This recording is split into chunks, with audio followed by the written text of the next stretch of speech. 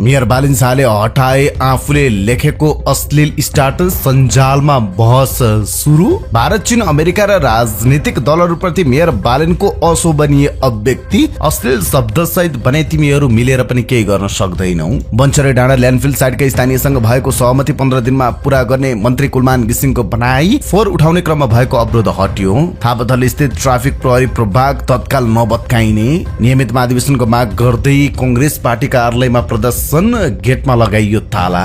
मधेसका निजी अस्पतालका स्वास्थ्य कर्मीहरू आन्दोलनमा। मौसमविदले भनेका थिए शनिबारदेखि घमाइलो हुन्छ, किन भएन? आजको समाचारमा हेर्नुहोस्। माओवादी र समाजवादी सहितको एकता घोषणा कार्तिक 22 गते गर्ने निर्णय। 7 पार्टी एकै दिन एकीकरण गर्दै।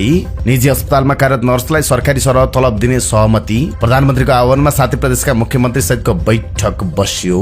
गगन विश्वप्रकाशसँग प्रधानमन्त्रीको 1 घण्टा छलफल, के भयो कुराकानी? आजको समाचारमा हेर्नुहोस्।